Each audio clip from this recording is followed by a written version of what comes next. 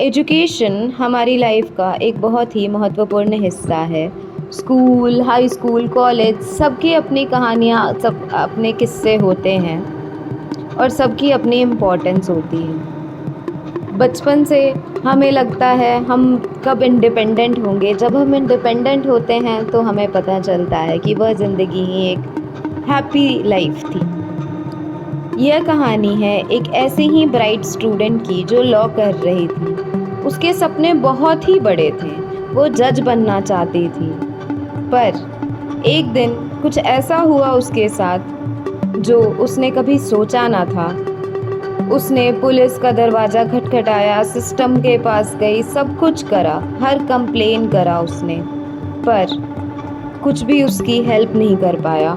और एक दिन उसने अपने ही घर में अपनी आखिरी सांसें ली। ये किसी फिल्म की कहानी नहीं है, ये है दिल्ली का असली किस्सा। ये है प्रियदर्शनी मट्टो मर्डर केस। प्रियदर्शनी एक 25 साल की लॉ स्टूडेंट थी दिल्ली यूनिवर्सिटी से। बहुत ही ब्राइट एम्बिशियस लड़की, लेकिन उसके साथ चिपक गया था एक नाम हमेशा के लिए, संतोष कुमार सिंह, एक पुलिस ऑफिसर का बेटा और उसका सीनियर लॉ स्कूल में। शुरुआत सिर्फ स्टॉकिंग से हुई। क्लास के बाहर खड़ा रहना, प्रियदर्शनी को फॉलो करना, फ़ोन पे परेशान करना। उसने बार बार पुलिस को कंप्लेन करी, एफआईआर लॉन्च करी, लेकिन हुआ क्या? कुछ भी नहीं। क्योंकि संतोष एक पावरफुल फैमिली से आता था। उसके पिता एक पुलिस ऑफिसर थे, तो संतोष को कभी कुछ नहीं बोला गया। संतोष को कोई नहीं रोक पाया। धीरे धीरे संतोष का ऑब्सेशन और बढ़ गया। प्रियदर्शनी को वो ओपनली थ्रेटन करने लगा था कि अगर शादी नहीं करेगी तो वो उसकी ज़िंदगी बर्बाद कर देगा, वो उसे जीने ही नहीं देगा। शौक ये था दोस्तों कि हर कंप्लेन के बावजूद पुलिस ने उसकी प्रोटेक्शन के लिए एक कदम नहीं उठाया अपनी तरफ से। सोचो कि एक लड़की अपनी सेफ्टी के लिए सिस्टम पे ट्रस्ट करे और वही सिस्टम उसे फेल कर दे। यह है हमारे इंडिया की असलियत। प्रियदर्शनी ने संतोष से छुटकारा पाने के लिए हर रास्ता अपनाया। उसने संतोष को समझाया, उसने पुलिस कंप्लेन की, पर उसे किसी जगह से कोई रास्ता नहीं मिला। फिर आए वो अंधेरी रात, 23 जनवरी 1996। प्रियदर्शनी अपने दिल्ली वाले घर में अकेली थी। वहां संतोष घुस आया। इसके बाद जो हुआ वो सुन के आपकी रूह कांप जाएगी। सबसे पहले संतोष ने प्रियदर्शनी को जबरदस्ती धक्का दिया, फिर एक मोटरसाइकिल की हेलमेट से बार बार उसके सर पे मारा। रिसर्च में उसके शरीर पे 14 इंजरी के मार्क मिले थे। इतना काफी नहीं था। फिर संतोष ने एक इलेक्ट्रिक वायर से प्रियदर्शनी का गला घोंट दिया। पोस्टमार्टम में क्लियर था पहले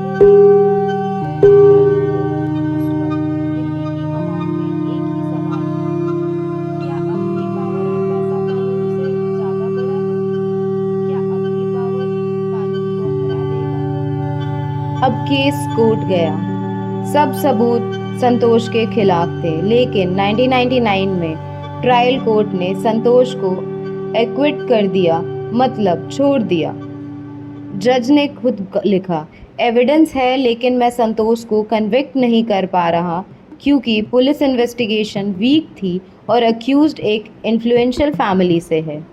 ये जजमेंट पूरे देश के लिए एक शॉक था। आप सोचिए, जज खुद मान रहा है कि लड़का गिल्टी है, लेकिन फिर भी उसने छोड़ दिया उसे। ये था इंडिया का जस्टिस सिस्टम का काला सच, जहां पावर हमेशा एक कानून के ऊपर ही रहा। इस एक्विटेंट के बाद मीडिया और पब्लिक आउटरीच फूट पड़ा। लोग सड़कों पे आ चुके थे। न्यूज़ चैनल, न्यूज़पेपर, सब ने एक ही बात बोली थी, justice delay is justice denial. यह सब ने बोला कि क्या कानून से बड़ा हो चुका है पैसा और पावर। आखिर में सीबीआई ने अपील की दिल्ली हाई कोर्ट में। हाई कोर्ट ने day to day hearing start की और हर विटनेस, हर सबूत को दोबारा देखा अच्छी तरीके से। और फिर 17 अक्टूबर 2006 को हाई कोर्ट ने एक हिस्टोरिकल जजमेंट दिया।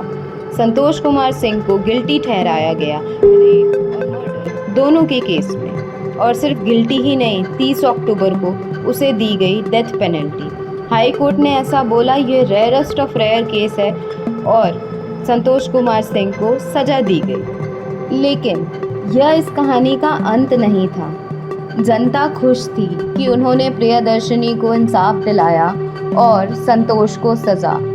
आखिर कानून जीत गया पैसे और पावर के आगे। पर शायद ये पूरा सच नहीं था। 2010 में यह केस दोबारा खुला सुप्रीम कोर्ट में। हालांकि सुप्रीम कोर्ट ने कन्विक्शन तो अपहोल्ड किया कि संतोष गिल्टी है, ये पक्का हो गया वहाँ पे, लेकिन उसकी डेथ सेंटेंस को कम्यूट कर दिया गया और उसे लाइफ इम्प्रिजनमेंट में बदल दिया गया। मतलब अब वो पूरी ज़िंदगी जेल में रहेगा। पर क्या ऐसा सच में हुआ?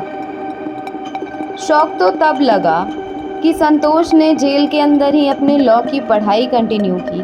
2019 में उसे पेरोल मिली सिर्फ इसलिए ताकि वो LLM के एग्ज़ाम दे सके। मतलब एक ऐसा इंसान जिसने एक लड़की का सपना छीन लिया, एक फ्यूचर लॉयर छीन लिया, एक फैमिली का फ्यूचर तोड़ दिया, वो सब लॉ का एग्ज़ाम दे पा रहा था बड़े आराम से बिना किसी दिक्कतों के। और अब वो 2025 में दिल्ली हाई कोर्ट ने उसे प्री मैच्योर रिलीज पे रिकंसिडर करने का ऑर्डर दिया है। मतलब सिस्टम फिर से डिसाइड करेगा क्या वो अभी भी अंदर रहने लायक है या नहीं। प्रियदर्शनी की कहानी सिर्फ एक मर्डर स्टोरी नहीं है, ये एक मिरर है हमारे समाज का, हमारे सिस्टम का, हमारे कानून का।